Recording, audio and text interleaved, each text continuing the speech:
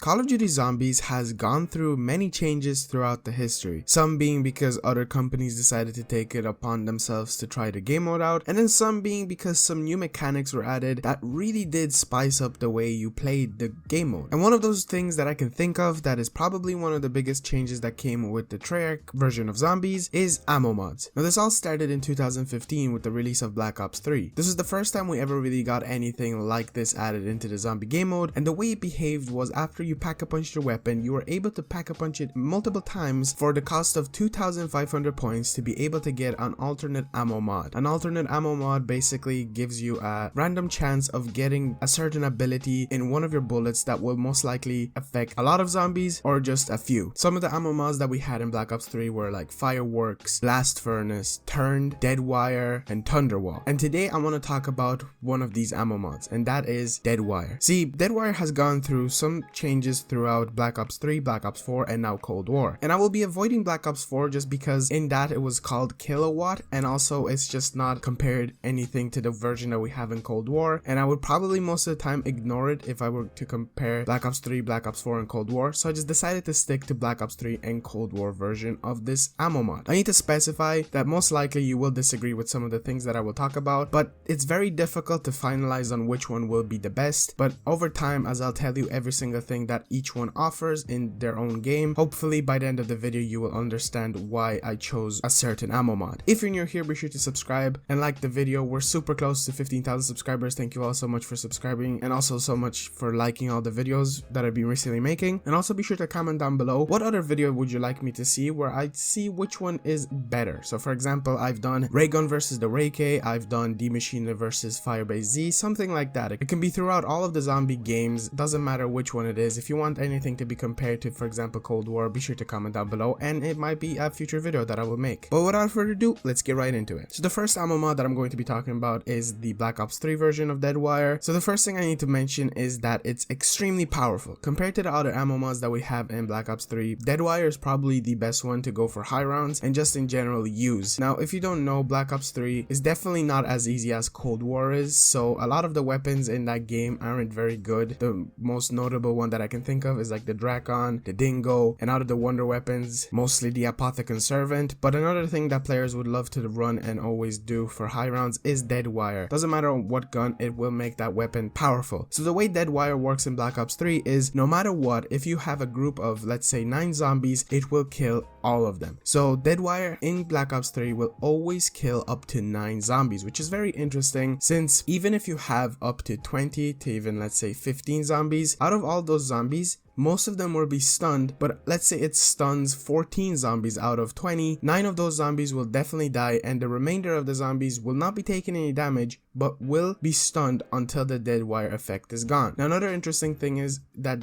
Dead Wire in Black Ops 3 can be definitely activated faster than compared in Cold War, which I will talk about later. See, in this, Dead Wire will always activate straight after the previous activation has ended. So for example, if you shoot a bullet and Dead Wire activates, once it stops electrocuting zombies and kills them fully, the next bullet you shoot at a zombie will have an 100% chance nearly of activating Dead Wire, which is very interesting since this just makes it so much more powerful as it kills 9 zombies and stuns a lot of them. There isn't 100% amount that I could find out, but it does stun a good amount of the zombies, which definitely helps you out of many situations that could corner you or most likely even get you down. So that's definitely one of the best parts about Dead Wire in Black Ops 3, the fact that it kills 9 zombies all the time, it stuns a ridiculous amount of them, and it can make any weapon powerful enough to go for high rounds, even if it's a pistol. For example, the RK5, which is a 3-burst pistol that you have in Black Ops 3, it can actually be a very good combo with Dead Wire, since sometimes you can find a wall buy, and I can see a lot of people, even myself when I high rounded in that game, Dead Wire with the RK5 is a pretty good combo, I have to say. Now one of the disadvantages with Dead Wire in Black Ops 3, and I can't really blame it on the ammo mod itself, but just on the system that Black Ops 3 had, is the fact that it was random to get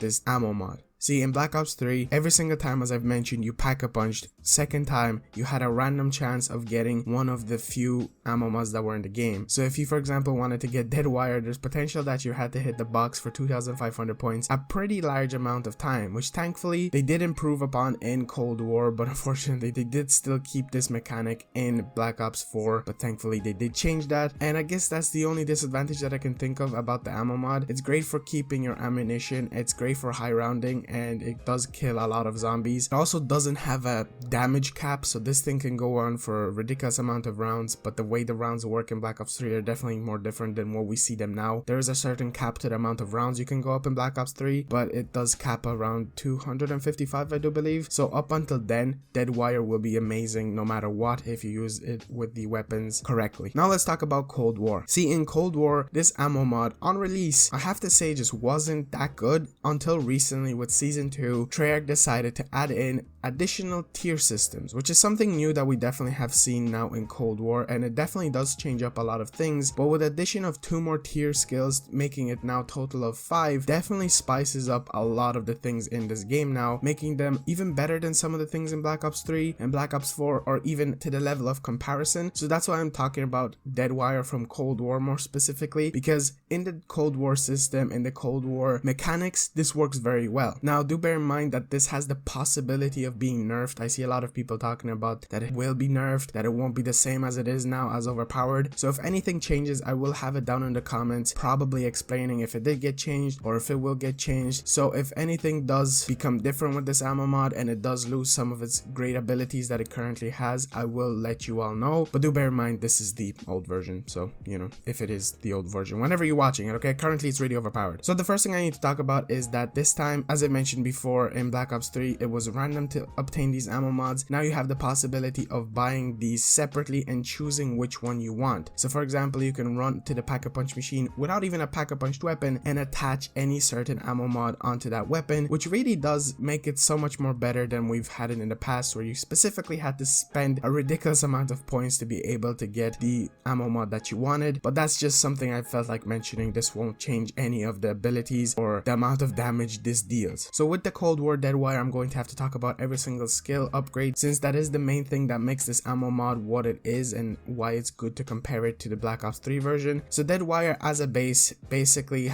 is described as bullets deal electric damage. Each bullet has a chance to stun normal enemies for 2 seconds, and the base cooldown is 15 seconds. Now the first upgrade, stun enemies generate an electric field dealing electric damage to self and nearby enemies. Now this is very similar to the Black Ops 3 version, since the Black Ops 3 version also will stun zombies, but this will do it on a smaller base. It won't be stunning zombies to as large of a scale as the Black Ops 3 version. Level 2, increase stun duration to 4 seconds. So basically it'll stun them for a far more longer duration than it did at the beginning. Number 3, double the electric field damage. Another thing that just kind of increases it, and that's why Deadwire in my opinion was just kind of not a worthy ammo mod to run around since launch until Season 2, because with Season 2 we got 4 and 5. Now another thing I need to mention is, since the mechanics in Black Ops Cold War are so much different to Black Ops 3, is because we have now elites and special zombies. Now this definitely does change up the way the game is played, and each ammo mod has a different effect on each one of the elites or special zombies. Now the elites are, from my understanding, the Megaton and the Panzer,